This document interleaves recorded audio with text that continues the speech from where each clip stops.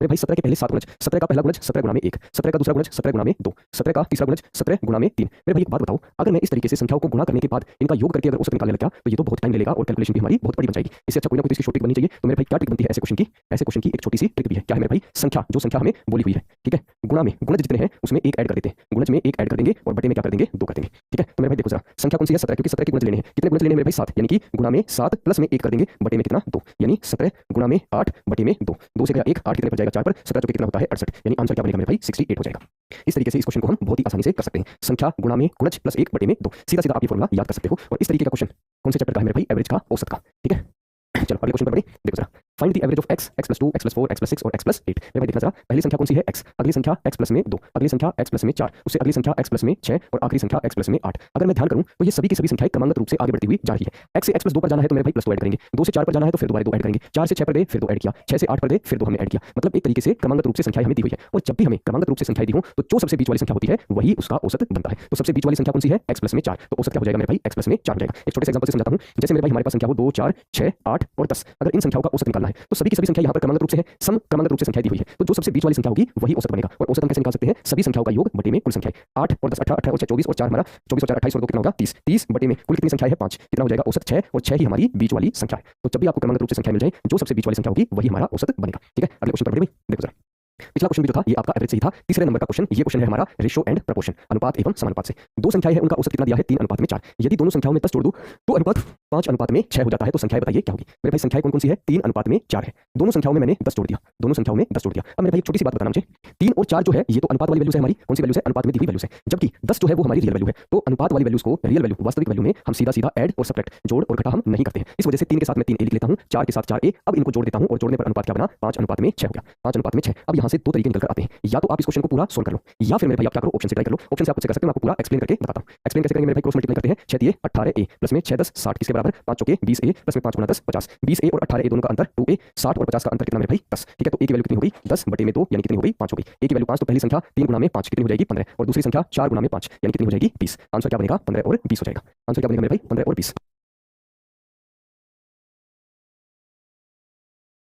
ठीक है। 15 और 20 होगा राइट आंसर, बिल्कुल सही मेरे भाई, बी बिल्कुल सही है। किताबें और माँ बाप के पाले कभी धोखा नहीं देते, इन माय ओपिनियन। दानिश राजा, बेटा बात तो आपने बहुत अच्छी कही है, लेकिन ना तो आपकी कोई बात यहाँ पर सुनना चाहता है, ना ही आपको ये बात लिखने की जरूरत है। प्रैक्टिस चल रहा है, पढ़ाई पर ध्यान दो, ठीक है। चलो अगले क्वेश्चन पर बढ़ते हैं। दो संख्याओं का अनुपात कितना है? 3:4। यदि दोनों संख्याओं से 8 घटा दूं तो अनुपात 2:3 हो जाता है।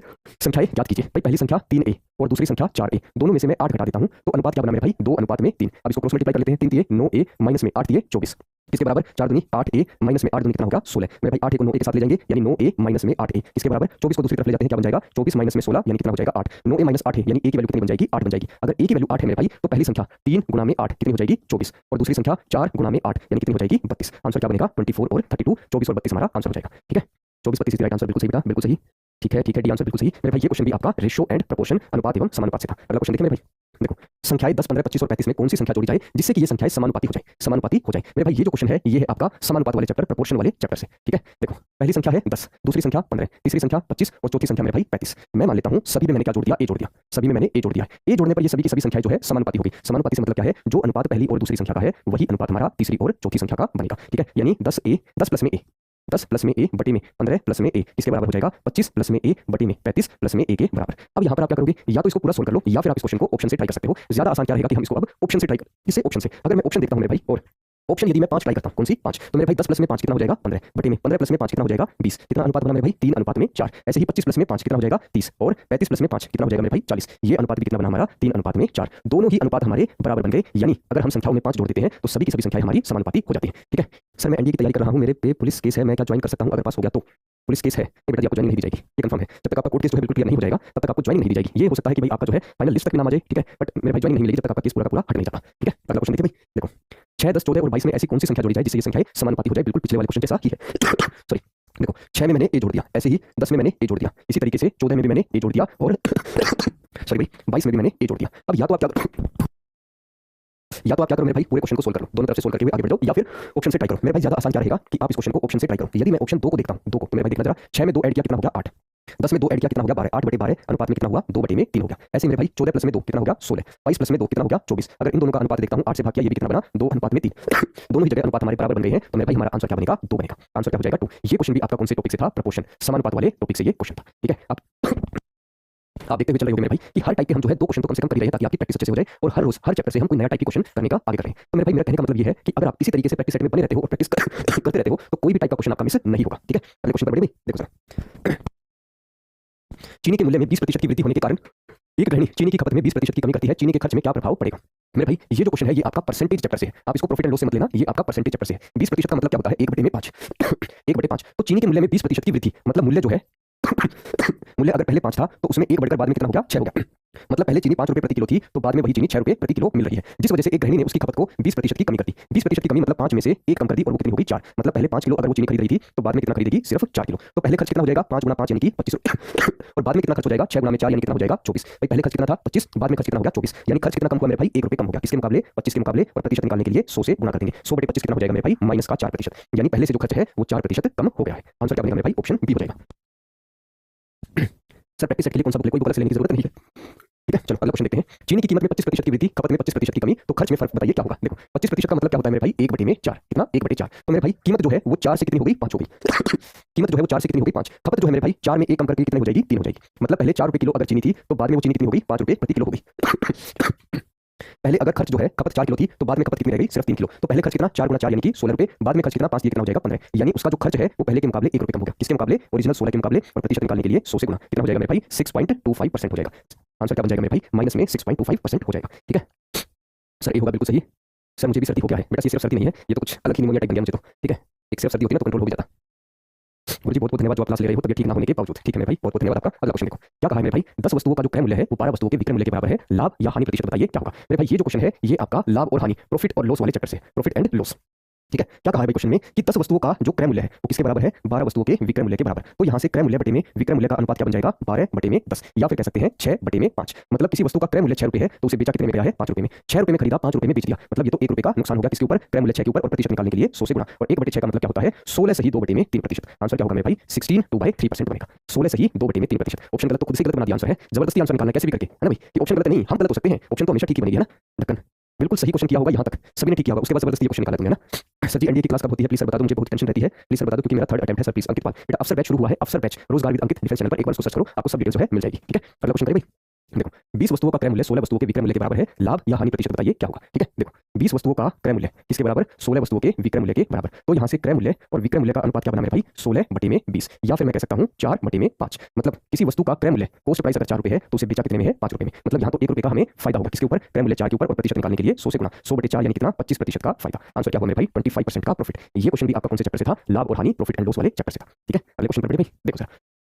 एक दुकानदार 2 क्रमागत छूट देता है, पहली छूट 20% की, दूसरी छूट 12% की। यदि विक्रय मूल्य 704 रुपए है तो अंकित मूल्य बताइए क्या होगा? देखो 20% का मतलब क्या होता है मेरे भाई? अनुपात में 1/5। और 12% का मतलब क्या होता है मेरे भाई? 3/25। 20% की छूट यानी 5 रुपए की वस्तु के ऊपर 1 रुपए की छूट कितने में बेचेगा? 4 रुपए में। 3/25 की छूट यानी अंकित मूल्य यदि 25 है तो उस पर 3 रुपए की छूट दे दी, बेचा कितने में है? 22 रुपए में। कितने में बेचा? 22 रुपए में। यानी अगर उसका क्रय मूल्य अंकित मूल्य, यदि उसका अंकित मूल्य शुरुआत में 25 गुना 5 125 था तो अंत में जो उसका विक्रय मूल्य बना है, जो सेलिंग प्राइस बना है वो कितना है? 88 रुपए। कितना है? 88 रुपीस। लेकिन मेरे भाई हमें अंकित जो विक्रय मूल्य 88 नहीं, वो कितना दिया है? 704। तो 88 को कितने से गुणा करेंगे? 704 बन जाए। किससे गुणा करेंगे? 8 से गुणा करेंगे। ठीक है, तो मेरे भाई 125 को भी मैं 8 से गुणा कर देता हूं। आंसर क्या हो जाएगा? 1000 रुपए। यानी वस्तु का अंकित मूल्य कितना निकल कर आया? 1000। 1000 हमारा आंसर। ठीक है, चलो बहुत बढ़िया मेरे भाई, बहुत बढ़िया। गौरव छा बिल्कुल सही मेरे भाई।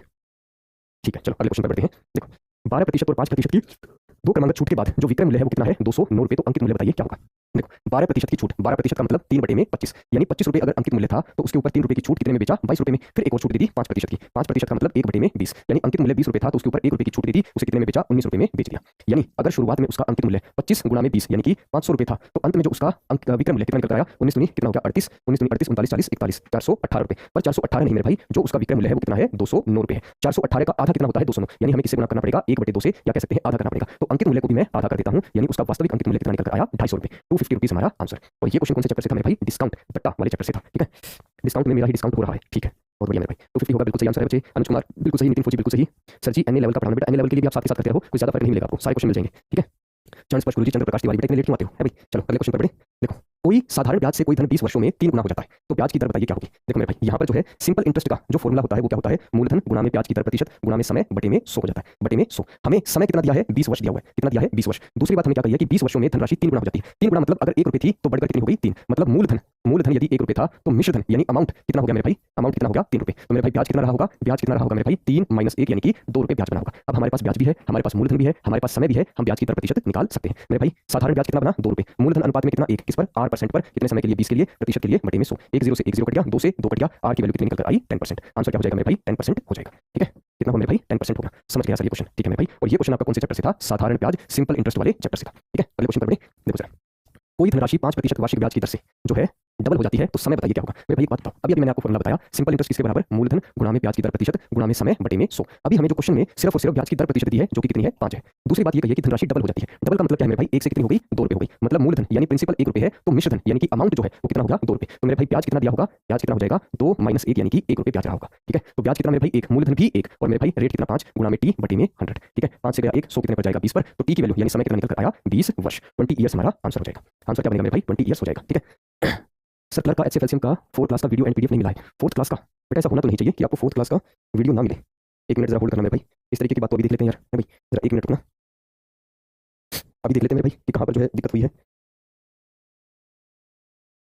भाई वीडियो तो इसकी चल रही है, ठीक है, वीडियो इसकी चल रही है, आपको पीडीएफ नहीं मिली है, पीडीएफ इसकी अपलोडेड नहीं है, मैं पीडीएफ इसकी जरूर डलवा दूंगा। ठीक है, ये कंफर्म है। ठीक है मेरे भाई, चलो अगले क्वेश्चन पर बढ़ते हैं। देखो सर, एक लड़का अपने गांव से 3 किलोमीटर की चाल से स्कूल जाता है और 2 किलोमीटर की चाल से वापस आता है। उसे आने और जाने दोनों में टोटल जो है 5 घंटे का समय लगता है। तो गांव से स्कूल की दूरी बताइए क्या होगी? गांव से स्कूल की दूरी भाई जरा देखो, अपना कोई भी जो है दोस्त मान लो, कोई भी दोस्त, ठीक है, वो भाई अपने गांव से जो है स्कूल की तरफ चला, स्कूल की तरफ चला, तो भाई जाता की स्पीड से है 3 किलोमीटर प्रति घंटे की रफ्तार से और वापस की स्पीड से आता है 2 किलोमीटर प्रति घंटे की रफ्तार से और उसे टोटल टाइम कुल समय कितना लगता है? 5 घंटे लग जाते हैं। कितना? 5 घंटे। जरा एक बात नोट करना आप यहाँ पर, ये लड़का जो है जा तो 3 की स्पीड से रहा है लेकिन वापस 2 की स्पीड से आ रहा है, मतलब कहीं ना कहीं स्कूल में इसका मन ज्यादा लग रहा है। अब आप उस दोस्त को याद करो जिसका स्कूल में ज्यादा मन लगता है और घर पे कम लगता है, मतलब स्कूल या बाहर रहने में उसकी रुचि ज्यादा रहती है, घर जाते हुए तो उसकी टांगे टूटने लग जाती है। ऐसा कोई भी आप दोस्त जो है याद रख सकते हो। तो ये इसी तरीके का एक जो है गंदा दोस्त है, स्कूल जाते हुए तो 3 की स्पीड है, वापस आते हुए इसकी स्पीड कम होगी और टोटल टाइम कितना लगा? 5। तो ऐसे क्वेश्चन में अगर आपको दूरी निकालनी है घर से स्कूल की तो मेरे भाई उसके लिए फॉर्मूला क्या होता है? समय, टोटल टाइम जो हमें दिया हुआ है गुणा में पहली स्पीड गुणा में दूसरी स्पीड बटे में दोनों स्पीड का योग, स्पीड 1 प्लस में स्पीड 2 हो जाएगा। अब टोटल टाइम कितना है मेरे भाई? 5 है। पहली स्पीड 3, दूसरी स्पीड 2 और दोनों स्पीड का योग 3 प्लस में 2 कितना हो जाएगा? 5। 5 से मेरे भाई 5 कट गया, 3 दूनी कितना होता है? 6। तो गांव से स्कूल की दूरी कितनी है? 6 किलोमीटर है। ठीक है,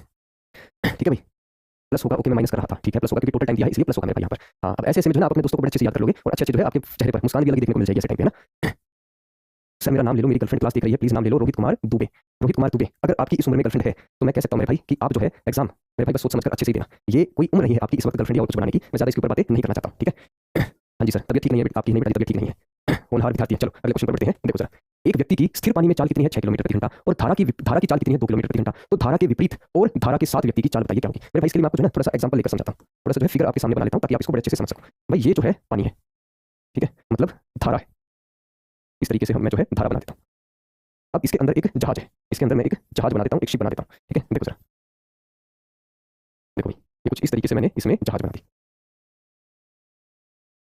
ठीक है भाई, व्यक्ति की चाल मतलब जहाज की चाल, ठीक है, मैं कितनी बताई है? 6 किलोमीटर प्रति घंटा। कितनी बोली है मेरे भाई? 6 किलोमीटर प्रति घंटा। और धारा की चाल कितनी है? 2 किलोमीटर प्रति घंटा। अब मेरे भाई जब ये जहाज या व्यक्ति इसी धारा की ही दिशा में जाएगा, तो दोनों की स्पीड ऐड हो जाएगी। अगर आपने थोड़ी बहुत वीडियो देखी हो रिवर राफ्टिंग की, ऋषिकेश में जो है रिवर राफ्टिंग होती है, वहां पर इस तरीके की वीडियो यूट्यूब पर काफी मिल जाती है, शायद आपने वो देखी हो। तो राफ्टिंग मतलब पानी जिस दिशा में जा रहा होता है वो बोट भी उसी दिशा में चलती है, उसकी बोट की स्पीड बढ़ती रहती है। तो जब जहाज यानी शिप जो है धारा की ही दिशा में चलती है तो दोनों की स्पीड ऐड हो जाएगी। तो धारा के साथ चलेगा तो स्पीड कितनी? 6 प्लस में 2 यानी कितनी हो जाएगी? 8 हो जाएगी। और जब ये नाव ये शिप धारा के विपरीत यानी उल्टी दिशा में एक दूसरे की तरफ आएंगी तो स्पीड माइनस हो जाएगी। माइनस यानी कि 6 माइनस में 2 कितनी हो जाएगी? 4। तो आंसर क्या बनेगा मेरे भाई? 8 किलोमीटर प्रति घंटा और 4 किलोमीटर प्रति घंटा हो जाएगा। ठीक है, ये कौन से चैप्टर से था? बोट्स एंड स्ट्रीम, नाव एवं धारा वाले चैप्टर से ये आपका क्वेश्चन था। ठीक है, अगले क्वेश्चन पर बढ़े भाई। देखो भाई, एक किले में 52 दिनों के लिए भोजन सामग्री है। 52 दिनों के लिए, कितने दिनों के लिए? 52 दिनों के लिए। अब क्या हुआ मेरे भाई? 20 दिन के बाद 400 सोल्जर और आ गए और खाना जो है सिर्फ 24 दिन चला। कितने दिन चला? 24 दिन। तो मेरे भाई शुरुआत में कितने सोल्जर कितने जवान थे ये हमें बताना है। ठीक है मेरे भाई, देखो 20 दिनों तक तो ठीक चलता रहा भाई, सब कुछ चीजें 20 दिनों तक सब कुछ ठीक चलता रहा। 20 दिनों के बाद मेरे भाई अगर n सोल्जर्स ही रहते, मान लेते हैं पहले n सोल्जर थे, तो अगर n सोल्जर्स ही होते तो खाना जो है 32 दिन और चलता। 20 दिन हो चुके टोटल बाउंड यानी कि 32 दिन और चलता। लेकिन मेरे भाई क्या कंडीशन बनी कि 400 सोल्जर और आ गए। ठीक है,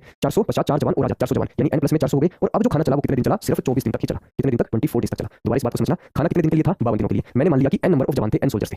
20 दिनों तक कहानी बिल्कुल ठीक चलती रही। 20 दिनों के बाद अगर सोल्जर उतने ही रहते, अगर वो नहीं बदलते, तो n सोल्जर अगले 32 दिनों में खाने को पूरा कर देते। लेकिन क्या हुआ? 400 और सोल्जर आ गए यानी n प्लस में 400 हो गए और अब खाना जो है सिर्फ और सिर्फ 24 दिन ही चला। कितना? 24। तो मेरे भाई n की वैल्यू निकालनी है, क्या होगी? कितना बनेगा मेरे भाई? दोनों को काटते हैं, 8 से काटता हूं, 8 3 24, 8 चौके 32 यानी 4n किसके बराबर हुआ? 3n प्लस में 1200 के बराबर। 3n को दूसरी तरफ लेकर जाता हूं, 4 - 3 यानी n की वैल्यू कितनी निकल कर आई? 1200। मतलब मेरे भाई शुरुआत में कितने सोल्जर्स थे? 1200 सोल्जर्स थे, 1200 जवान थे। ठीक है, सर ये सब एनडीए में भी आएगा? बिल्कुल भी नहीं आएगा मेरे भाई, बिल्कुल भी नहीं आएगा। ठीक है, एनडीए के लिए आपका अलग बैच चलता है, वहां पर जो है 11 12 की मैथ्स पूछी जाती है। आप इस बैच से एनडीए की तैयारी बिल्कुल नहीं कर सकते हो। ठीक है, 32 कहां से आ गया मेरे भाई? ये बात मैंने 2 बार बताई है इसी क्वेश्चन में। देखो 52 दिनों का खाना था, 20 दिनों तक काम चलता रहा, तो बाकी खाना कितने दिनों तक बच गया? 32 दिनों का खाना और बच गया। ठीक है, कितना? अब देखो भाई, आपको जो है टूर पे भेजा गया शिमला मनाली घूमने के लिए कि भाई आप जो है घुमाओ, कितने दिनों तक का राशन दे दिया? 52 दिनों का राशन दे दिया आपको। ठीक है, 20 दिन तक चलता रहा, तो 20 दिन के बाद कितने दिन का राशन बच गया? 32 दिन का। यही 32 यहां पर आया मेरे भाई। ठीक है, ठीक है, ठीक है मेरे भाई, ठीक है।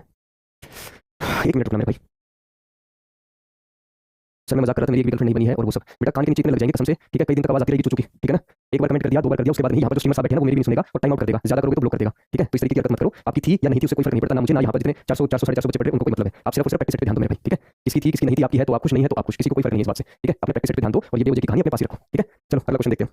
भाई एक वर्ग है, वर्ग की भुजाएं क्रम से 10% और 20% बढ़ा दी जाती है, तो मेरे भाई उसके क्षेत्रफल में फर्क बताइए क्या होगा? देखो वर्ग वर्ग क्या होता है? जिसकी चारों की चारों भुजाएं बराबर हो, चारों की चारों भुजाएं बराबर हो। ठीक है, ये हो गया हमारे सामने वर्ग ए बी सी और डी। अब क्या कहा? वर्ग की एक भुजा 10% बढ़ा दी। 10% मैं मान लेता हूं ये तो ए बी है ना, इसको 10% बढ़ा दिया। 10% का मतलब क्या होता है मेरे भाई? 1/10, यानी 10 में 1 यूनिट बढ़ा दी। अब ये भुजा कितनी हो गई? 11। और दूसरी भुजा 20% बढ़ा दी। कितनी? 20%। 20% में मान लेता हूं बीसी को 20% बढ़ा दिया। 20% का मतलब क्या होता है? 1/5। ठीक है, मतलब 5 से वो भुजा कितनी करती मेरे भाई? 6 करती। कितनी हो गई? 6। तो मेरे भाई क्षेत्रफल पहले 5 गुना 10 यानी 50 था, तो बाद में भाई क्षेत्रफल 6 गुना में 11 कितना हो गया? 66 हो गया। कितना बना? 66। मेरे भाई कितना क्षेत्रफल बढ़ गया? 16। कितना बढ़ गया? 16 किसके मुकाबले? 50 के मुकाबले। और प्रतिशत निकालने के लिए 100 से गुणा। 50 से गया 100 कितने पर जाएगा? 2 पर। 16 दूनी कितना? 32, यानी मेरे भाई 32% बढ़ गया। अरे सॉरी यार, डिक्रीज है ना, सॉरी मेरे भाई, सॉरी 1 मिनट को यार, मैंने इंक्रीज में बता दिया है। 1 मिनट रुकना, 1 मिनट भाई, दोबारा करो मेरे क्वेश्चन को। मैंने इंक्रीज के हिसाब से बता दिया था, वो डिक्रीज है। ठीक है, देखो ये हमारे सामने वर्ग है ए बी सी और डी। भाई जो ए बी भुजा है उसको मैं मान लेता हूं कि वो 10% कम हो गई। 10% का मतलब मेरे भाई 1/10, यानी ये भुजा 10 से कितनी हो गई? 9 हो गई। 1 कम होकर कितनी हो गई? 9। और जो दूसरी भुजा है वो 20% की कमी हो गई। 20% का मतलब 1/5, यानी 5 से घटकर 1 घटकर कितनी हो गई? 4 हो गई। यानी शुरुआत में अगर क्षेत्रफल 10 गुना 5 यानी कि 50 था, तो बाद में वही क्षेत्रफल 9 गुना 4 यानी कितना हो गया मेरे भाई? 36 हो गया। कितना बना? 36। यानी क्षेत्रफल कितना कम हुआ मेरे भाई? 14 यूनिट कम होगा। किसके मुकाबले? 50 के मुकाबले। और प्रतिशत निकालने के लिए 100 से गुणा। 50 से गया 100 कितने पर जाएगा? 2 पर। 14 दूनी कितना हो गया? 28।